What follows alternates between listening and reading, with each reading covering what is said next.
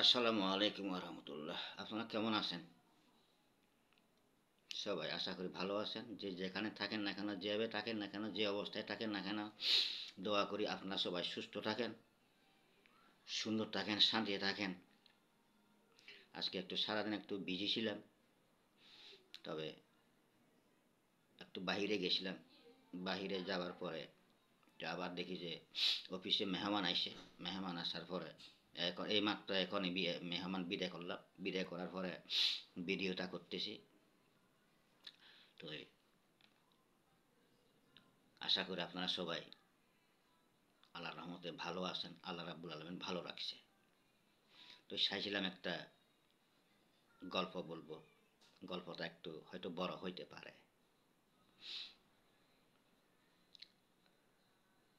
তো এই গল্পটা শুরু করি।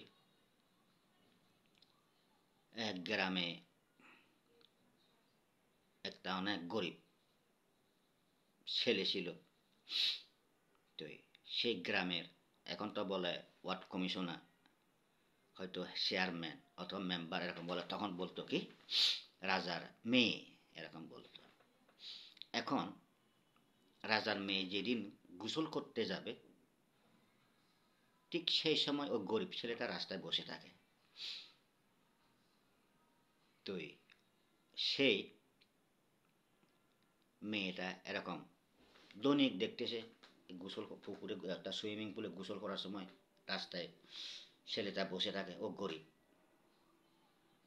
এরকম থাকতে কি এই 1 মাস, 2 মাস, 3 মাস, 1 বছর এরকম হয়ে গেল। তো এরকম করতে করতে প্রায় 3টা বছর হয়েছে, তাও দেখে। তারপরে একদিন মেয়েটা জিজ্ঞাসা করে, এই শুনো, গোসল করে আসতেছে তো, শুনো এদিকে আসো। তো এই বলে যে কেন? কয়ে তুমি, আমি গোসল করার সময় আজকে 3টা বছর দেখতেছি তুমি বসে থাকো এখানে, আমার গোসল করার শেষ, তারপর আস্তে আস্তে তুমি চলে যাও কেন? কয় নির্ভয়ে বলো, তুমি কোনো ভয় পাবা না। তো মেয়েটা এভাবে বলাতে ছেলেটা একটু সাহস পায়। তারপরে বলে, আমার তোমাকে খুব বেশি ভালো লাগে, সুন্দর লাগে, আমি তোমাকে বিয়ে করতে চাই। তারপরে মেয়েটা বলে যে ঠিক আছে, আমিও তোমাকে পছন্দ করি, একটা শুধু অপছন্দ, তোমার গালে একটা কালো দাগ আছে, জন্মের দাগ। জন্মের দাগটা যদি তুমি মুছে ফেলতে পারো, তাহলে তোমাকে বিয়ে করব। এখন ছেলেটা সেটা করে অনেক চিন্তিত হইল, কি করবে কি না করবে। ক্ষেমের দাগটা মুছে ফেলবে, সেটা হচ্ছে জন্মের দাগ। তো কি করলো, যা গরিব গরিব ঘরের ছেলে, ওর কিছু শার্ট প্যান্ট, লুঙ্গি টুঙ্গি, গায়ে ওটা সিরা তারা গামছা, এগুলো লই একটা ব্যাগের ভিতর ঢুকায় এক সমুদ্রের পাড়ে বসে রইল। হঠাৎ করে ওখানে 2টা হাঁস আসলো।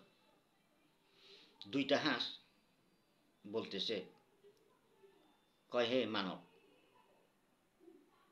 তুমি এখানে কেন বসে আছো? তো বলতেছে, আমি একটু সমুদ্র ওই পারে যাইতে চাই।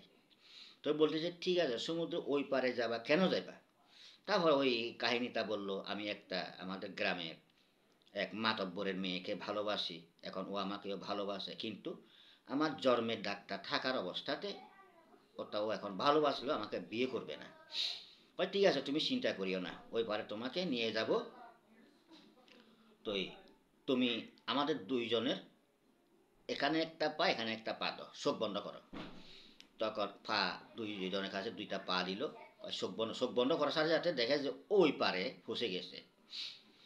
যখন ওই পারে ফুসে গেল, এখন তারপরে নামার পরে কয় যাও ঠিক আছে, আমরাও যাইতেছি। তো বিদে হিদে নিল।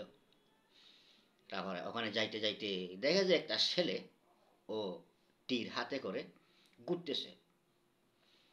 তো একটা অনেক বড় একটা মাছ ওই ছেলেকে আক্রমণ করার জন্য, অর্থাৎ আহার করার জন্য মাছটা কিন্তু ওই ছেলেটাকে আক্রমণ করলো। এখন ওই গরিব ছেলেটা কি করলো, ওই মাছটা থেকে ওরে রক্ষা করলো। রক্ষা করার পরে এখন ও বলে যে তুমি আমাকে বাঁচালে কেন, আমি তোমাকে চিনি না জানি না। কয় না, সেটা আমার ওটা কি আমার দায়িত্ব আমার পালন করার একজনকে বাঁচানো মানুষের জন্য। তো আমি তো অন্য কিছু ইয়ে করার না, এই জন্য তো আমি তাকে মাছ থেকে তোমাকে যেমন করে হোক বাঁচালাম। আচ্ছা ঠিক আছে, এখন তুমি যাবে কোথায়? তারপরে বলল আমি যাব তার কি কয় আমার গ্রামে একটা মাতব্বরের মেয়ে আছে, ও মাতব্বরের মেয়েকে আমার খুব পছন্দ হয়। পছন্দ হলে বলতে আমার কিন্তু জন্মের একটা দাগ আছে, জন্মের দাগটার জন্য আমি কিন্তু ও আমাকে বিয়ে করতে চায় না। যেদিন জন্ম দাগটা মুছতে পারলে তাহলে ও আমার কাছে বিয়ে বসবে।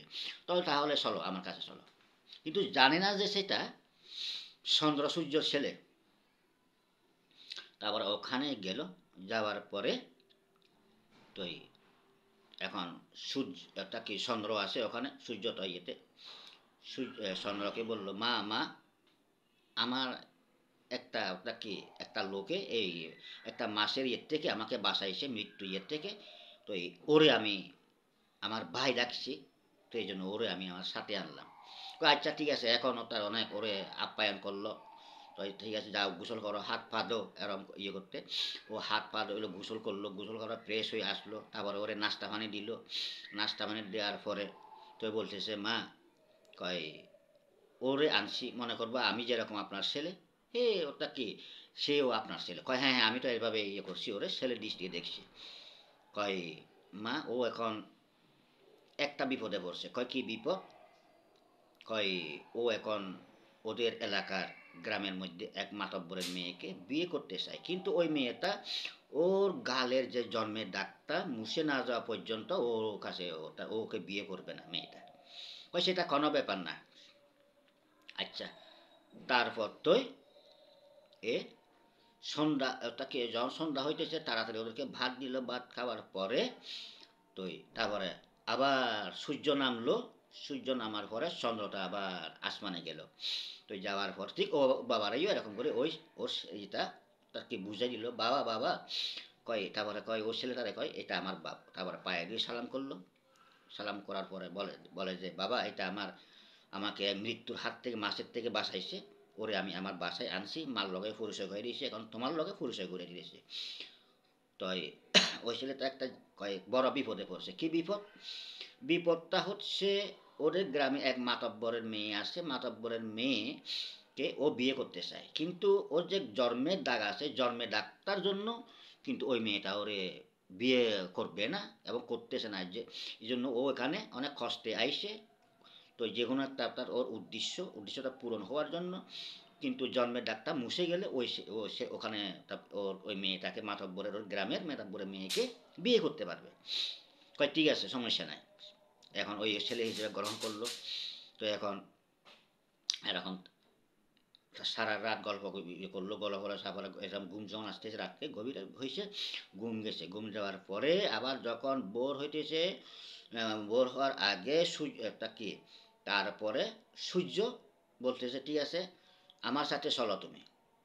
তারপরে ওর সাথে গেল। ওর সাথে যাওয়ার পরে অর্থাৎ সারা পৃথিবী অর্থাৎ ঘুরাই দেখাইলো। ঘুরাই দেখার পর দেখো এই পৃথিবীটা এরকম, তার ঘুরাই দেখাইল। দেখার পরে ও জানলো যে পৃথিবী দেখতে গোলাকার কমলা লেবুর মতন। তারপরে ইয়ে করতে অর্থাৎ কি যখন এরকম ওই সারা পৃথিবী ঘুরতে ঘুরতে ঘুরতে ঘুরতে বিভিন্ন জায়গায় ইয়ে করলো। তারপরে তখন সূর্য বলতেছে বাবা এই পৃথিবীটা দেখছো? হ্যাঁ দেখ সব দেখছি। ওই পৃথিবীটা আমি চারিদিকে ঘুরি, এই যে পৃথিবীটা হচ্ছে গোলাকার কমলা লেবুর মতন, ঘুরে ফিরে এক জায়গাতেই। তারপরে যখন সন্ধ্যা হইতেছে আবার সূর্যটা অর্থাৎ কি আসতেছে, তখন ওই চন্দ্র বলল বাবা তুমি এইদিকে আসো। আমি তো এখন আমি আসমানে যাব। তো আসো। তো আসার সময় কী করছে, আগামীকাল তুমি ওটাকে তোমার এই দাগ জন্মের দাগটা আমি মুছে ফেলে দেবো, আর তুমি চিন্তা করিও না। তখন আরও খুশি হইল। তখন আবার সূর্য আসলো বাসায়, চন্দ্র গেল আবার আসমানে। এই এরকম ইয়ে করতে করতে করতে এরকম থাকতে থাকতে ও ওখানে এরকম 7 দিন থাকলো। 7 দিন পরে কয় বাবা মা কয় আমি তো আসমানে আবার তো আমি তো আবার আমার ইয়েতে যাব দেশের বাড়িতে। এখন আমাকে তাড়াতাড়ি বিদায় দিলে ভালো হয়। কয় ঠিক আছে বাবা, 7 দিন হয়েছে, তুমি তো 10-15 দিন রাখতে ইচ্ছা করলো, কিন্তু তুমি যখন বলতেছ ঠিক আছে যাইতে পারো বাবা, তখন তুই আবার অর্থাৎ সূর্য আসলো, সূর্য আসার পরে চন্দ্র আবার গেল, এরম করতে করতে 7 দিন হইলো। 7 দিন যাওয়ার পরে ওই ঠিক আছে, চন্দ্র বলতেছে বাবা এদিকে আসো, তুমি আগামীকাল যাইতে পারবা। তখন কয় এদিকে আসো, গেছে, দাগের মধ্যে ডান হাতটা মুছে দিল, এরকম করার লোক সাথে সাথে গালের মধ্যে ঠিক সেই জন্মের দাগটা মুছে গেল। কই বলতেছে বাবা তুমি তো আমার এখানে আইসো, তবে একটা তোমার তো ওখানে চলতে হবে, ফিরতে হবে, ওখানে যাহাতে তুমি রাজপুত্রর মতো, রাজার মতো চলতে ফিরতে পারো। তো এই জন্য তোমাকে আমি অর্থাৎ এটা অর্থাৎ করলাম, তোমাকে ধরো। তো ওখানে 2টা আংটি দিল, 2টা আংটি দিল। তখন বলল তুমি ওখানে যখন যাইবা, তুমি একটা মন্দির করবা, মন্দিরের মধ্যে একদিকে লাল রং দিবা আর একদিকে কালো রং দিবা। তুমি লাল মানে দিন, কালো মানে রাত। তুমি অসুস্থ হলে তোমার বউ ওখানে পূজা করবে, আর তোমার জামাই যদি অসুস্থ হয় এখানে পূজা করবে, পূজা দেবে। তো এরকম হলে তাহলে তোমরা সুস্থ হয়ে যাবা, ভালো করে চলবে। আর আংটিগুলোরে বলবা, যেটা বলো সেটা হবে। তুমি বলবা কি, আংটি তোমরা আগে আসিলে কার, বলবে তখন আগে ছিল আমরা চন্দ্র সূর্যর, এখন কার, এখন তোমার। তাহলে আমার ঘর বাড়ি যাহাতে সম্পূর্ণ অর্থাৎ এই যে এখানে যে এখানে মাতব্বর একটা আছে, ওর থেকে আরো সুন্দর, ওর যদি 3 তলা হয় আমারটা যাতে 5 তলা হয়, স্বর্ণের যাহাতে হয় আমার বাড়ি, এরকম যেটা বলবে সেটা হবে। তারপরে তো ইয়েটা বলার পরে যখন 7 দিনে হইল, তারপরে ওকে কি করলো, সূর্য সমুদ্র ওই পারে আবার ফুসাই দিল। ফুসাই দেওয়ার পরে ওটা কাপড় চোপড় অনেক সুন্দর সুন্দর দিছে, রাজপুত্র পোশাকের মতো। ওখানে যায় কিন্তু কেউ চিনতেছে না, কিরে কে আইসে কে আইসে। তো বলে যে আমি অমুক, আমি অর্থাৎ কি একটা ওইখানে গরিব ঘরের ছেলে। তো এখন ওই মাতব্বরের বাসায় গেল, মাতব্বরের বাসায় যাওয়ার পরে চিনতেছে না, মাতব্বরেও চিনতেছে না, ওর মেয়েও চিনতেছে না। বলে যে ওর মেয়েরে বলে যে দেখো, তুমি যে বললা আমাকে গালের দাগটা মুছলে আমার কাছে বিয়ে বসবা, ঠিক সেজন্য আমি দাগটা মুছে আসলাম, এখন আমার কাছে বিয়ে বসতে হবে। আবার বললো যে হ্যাঁ ঠিক আছে। রাজাও বললো যে ও মা, দেখে যে ও রাজপুত্র সে আরও সুন্দর, ধন সম্পদ তাকে অভাব নাই, রাজপুত্রের মতো ফসা। ঠিক তখন ওরে বিয়ে দিল, বিশাল একটা আয়োজন করলো। তো এই আয়োজন করার পরে বিয়ে শাদী হইলো, বিয়ে শাদী হওয়ার ওখানে মাতব্বরে বলে বাবা তোমার কি লাগবে, বলে যে না আমার কিচ্ছু লাগবে না, আমার ধন সম্পদ টাকা পয়সা কিছু লাগবে না। আপনি যদি 100 কোটি টাকার মালিক হন, আমি প্রায় 300 কোটি টাকার মালিক। আর আপনি যদি 300 কোটি টাকার মালিক হন, আমি প্রায় 500 কোটি টাকার মালিক। তারপর ওই ওই আংটিটা ঠিক সেভাবে অর্থাৎ রাতকে বললো যে আংটি আগে কার ছিলে, হয় চন্দ্র সূর্য, এখন কার, এখন তোমার। কয় আমার, তাহলে ঘরটা যাহাতে স্বর্ণের মুখ করে এরকম 5 তলা করে দাও। দেখে যে একটা বিরাট একটা, তারপর দিন ওটাকে ওই দরজা খুঁজে পাইতেছে না, এরকম এমন অবস্থা হয়ে গেছে। ওর মা বাবরা ওটা কিরে এরকম হইলো কেন, আমরা তারপরে বলে যে বাবা মা, আমি করছি সব কিছু, করেন, আমি সব করছি।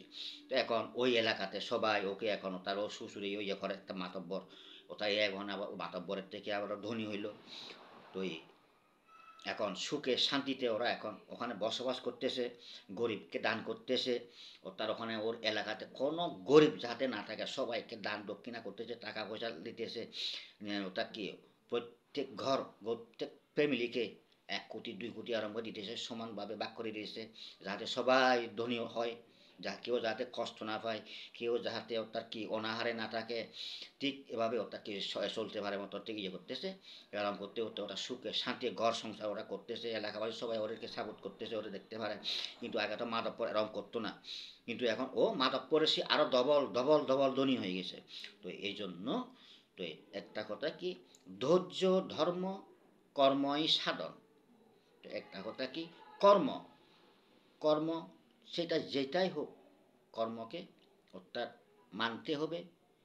সেটা কোনো চুরি করেন না, ডাকাতি করেন না, লুচ্চামি করেন না, বদমাশি করেন, কর্ম করে পরিশ্রম করে ওর মুখের যে তার জন্মের দাগ ছিল মুছে আসলো। আবার ওটা কি, সেটা ভাগ্যের উপর নির্ভর, যেটা বলে নিয়তি। অর্থাৎ নিয়তি কপালে যেটা লেখা থাকবে সেটাই হবে, মানতে হবে। তো এই জন্য অর্থাৎ এই গল্পটা আমি এখানে শেষ করলাম যে আমরা এখন তো কিন্তু বর্তমান যুগে মানুষ ধনীরা গরিবকে পাত্তা দেয় না, কারণ ওরা গরিব। ওরা এবং এখন কতগুলো ভাড়া ঘরের ব্যবসা আছে, যে তাকে বাড়ির মালিকরা এখন ওটা কি গরিবদেরকে পাত্তা দেয় না। প্রতি মাসে মাসে ওটা কি ভাড়া যদি এক মাসের ইয়ে হলে সময় ওটা কি ভাড়াটিদেরকে বিভিন্ন উচ্ছৃঙ্খল ইয়ে করে, এরকম অনেক আছে। থাকার দিকে বেশি ইয়ে করে ওরা।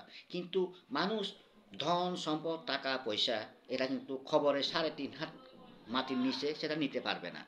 কিন্তু মানুষ যেটা ইয়ে এটা কি গরিবদেরকে যদি প্রশ্রয় আশ্রয় দিলে, ওদেরকে ইয়ে করলে সেটা কিন্তু, তবে সেটা কেউ দেখে না, অর্থাৎ কি ইহকাল এবং পরকাল, হয়তো পরকালে সেটা জমা রাখা। তো এখন ধনীরা তো এবং গরিবদেরকে ইয়ে করে না, বাড়াটিদেরকে ইয়ে করে না, যারা 2-3টা বাড়ি 6-7টা বাড়ি 20-30টা বাড়ি 50-60টা বাড়ি, ওরা তো মানুষকে তখন মানুষ বলে গণ্য করে না, অনেক ক্ষেত্রে আসে এরকম অনেক দেখছি আমি। অর্থাৎ তো এই জন্য মানুষ মানুষ আমরা, হ্যাঁ মানুষ আমরা 2 ঠ্যাঙে জাত, কিন্তু কতগুলো শয়তান, মানুষ রূপে শয়তান, মানুষ অর্থাৎ মানব, মানব রূপে এখন কতগুলো দানব বসবাস করে। অর্থাৎ কি যাদের বিবেক, যেটা আমরা বিবেক, আল্লাহ রাব্বুল আলামিন আমাদেরকে 3টায় মানুষ বসবাস করতে দিছে একটা মানবের শরীরে, শোক মানুষ, শোকের মানুষ, মুখের মানুষ, যেটা আমাদের খাবার শরীফ, এইটা খাবার শরীফটাই দেখতেছি যে এখন কেউ কাউকে ভালোবাসতে দেখতেছি না আমি। তবে অর্থাৎ শুধু শুধু দেখতেছি যাদের কাছে টাকা আসে তাদেরকে সম্মান করে, স্নেহ করে, অর্থাৎ ধন সম্পদ দেয়। হ্যাঁ, বাল্যশিক্ষাতে আমি পড়ছি, অর্থাৎ কি তো এই ধনবানেরা অট্টালিকায় বাস করে। হ্যাঁ ঠিক। তো এই জন্য অট্টালিকায় বাস করলে অনেকের মন আসে ধন নাই, অনেকের ধন আসে মন নাই, এরকম অনেক দেখছি। আপনারা এগুলো করবেন না। তো গরিবদেরকে সাহায্য সহযোগিতা করেন। যেমন এক রাষ্ট্রতে যদি 20 কোটি মানুষ থাকে, 1 টাকা 1 টাকা করে যে করলে কত 20 কোটি টাকা হয়। তাহলে ওই প্রত্যেক ফ্যামিলিকে যদি 1 কোটি টাকা করে দিলে কিন্তু একটা দেশে কখনো গরিব থাকে না, এরকম করে করে। কিন্তু আমরা তো এক কাজ করি, এই যে যদি 20 কোটি মানুষ থাকে, 20 কোটি টাকা ইয়ে করলে ওটা মেম্বার চেয়ারম্যান এমপি মন্ত্রী অনেক কিছু, কিন্তু ওগুলো আবার ইয়ে করে, কিন্তু টাকার লোভটা কেউ সামলাইতে পারে না। তবে লোভ, হ্যাঁ এটা জানি, পৃথিবীতে 3টাই লোভ বেশি: টাকার লোভ, নারীর লোভ এবং মাসের লোভ। এর 3টা লোভ দেখি যে কেউ সামলাইতে পারতেছে না, কিন্তু তবুও সামলাইতে হবে। আর শুধু নিজের চিন্তাটা করলেই হবে না, অর্থাৎ কি আরও আশেপাশে মানুষজন গরিব আছে তাদের চিন্তাও করতে হবে। করেন, এরকম করেন, দেখেন সুখ শান্তি ফিরে আসবে। হ্যাঁ, যারা কোটি কোটি টাকার মালিক তাদের কোনো সুখ নাই, শান্তি নাই। কিন্তু আপনার ধনী যারা, ধনবানেরা অট্টালিকায় বাস করে, যারা অট্টালিকায় বাস করতেছেন, আপনার গরিবদের কেউ কিছু ইয়ে করেন, সাহায্য সহযোগিতা করেন। আমার থাকতো আমিও করতাম। আল্লাহ রাব্বুল আলামিন যদি আমাকে দেয় কোনো সময়, আমি করব, ইনশাআল্লাহ অবশ্যই করব আমি। তবে আপনারা এরকম ইয়ে করবেন না, মানুষকে ভালোবাসতে শিখুন। হ্যাঁ ঠিক আছে। অনেক ক্ষেত্রে এখন দেখা যাচ্ছে মানুষ 1 বছর খাওয়ার পরে, 12 মাস খাওয়ার, 365 দিন খাওয়ার পরেও সেটা নাম থাকে না। কিন্তু একটা পশু কুকুরকে যদি আমরা একটা রুটি খাওয়াই, রাস্তায় দেখলে আবার ওকে খাইয়ে দিয়ে সালাম করে, ধরে ইয়ে করে যাত্রায় ধরে খাওয়ার জন্য, গৃহভক্তি। কিন্তু মানুষের মধ্যে এটা একটু এখন কমে গেছে। তো ঠিক আছে, আমি আর বেশি কিছু বললাম না। আমি আপনাদের সবাইকে যে যেভাবে থাকেন, যেখানে আসেন, যে অবস্থায় থাকেন, আপনারা ভালো থাকেন, সুস্থ থাকেন, শান্তিতে থাকেন। আল্লাহ রাব্বুল আলামিন আপনাদেরকে সুখে রাখুক, শান্তিতে রাখুক, নিরাপদে রাখুক।